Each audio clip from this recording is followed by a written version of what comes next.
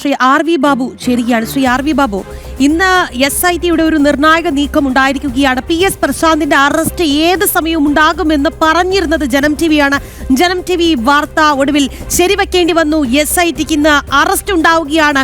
ജനം TV camera കണ്ണുകൾക്ക് മുന്നിലൂടെയാണ് PS പ്രശാന്തിനെ അന്വേഷണ സംഘം പൊക്കിക്കൊണ്ട് പോകുന്നത്. എന്തായാലും ഇന്ന് ആ അറസ്റ്റ് ഉണ്ടാകുമ്പോൾ എത്രത്തോളം ഈ ഒരു അന്വേഷണ സംഘത്തിൽ അങ്ങൊക്കെ നേരത്തെ മുതലേ പറഞ്ഞതാണ് കൃത്യമായ ഒരു അന്വേഷണം നടക്കുന്നുണ്ടോ എന്നുള്ള കാര്യത്തിൽ വലിയ സംശയമാണ്.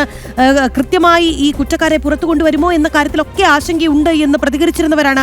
ഇപ്പോൾ എന്താണ് അങ്ങയുടെ പ്രതികരണം? ഈ അന്വേഷണം ശരിയായ ദിശയിൽ തന്നെയാണ് എന്ന് വിശ്വസിക്കുന്നുണ്ടോ?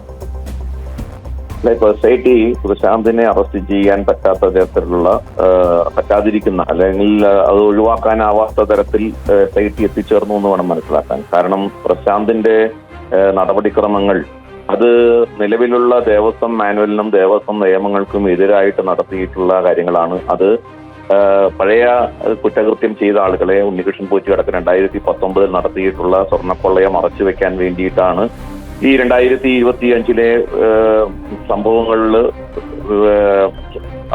സ്പെഷ്യൽ കമ്മീഷനെ അറിയിക്കാതെ ഹൈക്കോടതിയെ അറിയിക്കാതെ അവിടുത്തെ ദ്വാരപാലക പീഠവും വാതിൽപ്പാളിയൊക്കെ കൊടുത്തുവിട്ടത് എന്നത് അന്നേ തന്നെ ചർച്ച ചെയ്യപ്പെട്ട കാര്യങ്ങളാണ്. പ്രശാന്തിനെ എന്തുകൊണ്ടാണ് അറസ്റ്റ് ചെയ്യാത്തത് എന്ന് അന്ന് തന്നെ ചോദ്യങ്ങൾ ഉയർന്നിരുന്നു. ഒടുവിൽ ഇപ്പോൾ SITക്ക് പ്രശാന്തിനെ അറസ്റ്റ് ചെയ്യാതിരിക്കുന്ന അല്ലെങ്കിൽ അറസ്റ്റ് ചെയ്യാതെ മുന്നോട്ട് പോകാൻ പറ്റില്ലാത്ത ഒരു സാഹചര്യം എത്തിയിരിക്കുകയാണ്. ഏതായാലും പ്രശാന്തിനെ അറസ്റ്റ് ചെയ്ത നടപടി തികച്ചും സ്വാഗതാർഹമാണ്.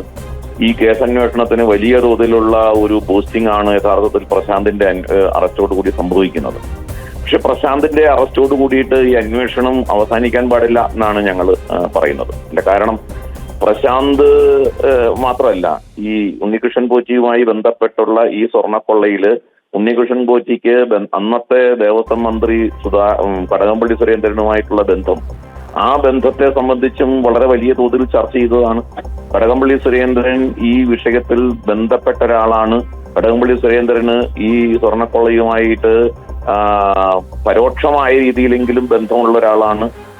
കുറ്റവാളികളുമായിട്ട് അടുപ്പം പുലർത്തുന്ന ഒരു വ്യക്തി എന്നുള്ള നിലയ്ക്ക് കടകംപള്ളി സുരേന്ദ്രനെ രഹസ്യമായി ഒരു ചോദ്യം ചെയ്ത് വിട്ടയച്ചതിന് ശേഷം സുരേന്ദ്രനിലേക്ക് ഈ അന്വേഷണം എത്തുന്നില്ല. അപ്പോ SITയുടെ അന്വേഷണം തൃപ്തികരമാവണം, പൂർണ്ണമാവണം എങ്കിൽ അന്നത്തെ ദേവസ്വം മന്ത്രിയായിരുന്നു കടകംപള്ളി സുരേന്ദ്രനിലേക്ക് കൂടി അന്വേഷണം പോകേണ്ടതുണ്ട്. കടകംപള്ളി സുരേന്ദ്രൻ എന്തിനാണ് ആരും അറിയാതെ സ്കൂട്ടറിൽ ആഭ്യന്തരമന്ത്രിയെ പോയി കണ്ടത് എന്നുള്ളത് ഒരു ചോദ്യചിഹ്നമായിട്ട് നിൽക്കുകയാണ്. നമ്മൾ കണ്ടതാണ് രമേശ് ചെന്നിത്തലയെ ആരും അറിയാതെ ഒരു സ്കൂട്ടറിൽ പോയി കണ്ടത് ഈ കഴിഞ്ഞ മാസത്തിലാണ്. അപ്പോ കടകംപള്ളി സുരേന്ദ്രനിലേക്ക് അന്വേഷണം എത്താതിരിക്കാൻ തക്ക രീതിയിലുള്ള ഒരു അണ്ടർസ്റ്റാൻഡിങ്, ഒരു ഡീൽ ഈ CPMഉം കോൺഗ്രസും തമ്മിൽ എത്തിയിട്ടുണ്ടോ എന്നുള്ളതിനെ കുറിച്ച് നമുക്ക് അറിഞ്ഞുകൂടാ. ഏതായാലും കടകംപള്ളി സുരേന്ദ്രന് കൂടി ഈ റഡാറിൽ വരുമ്പോൾ മാത്രമാണ്, അതിന്റെ അടിസ്ഥാനത്തിൽ കടകംപള്ളി സുരേന്ദ്രനെ അറസ്റ്റ് ചെയ്യുമ്പോൾ മാത്രമാണ് ഈ അന്വേഷണം പൂർത്തിയാകൂ എന്നുള്ളതാണ് എനിക്ക് ഈ വിഷയത്തെക്കുറിച്ച് പ്രതികരിക്കാനുള്ളത്.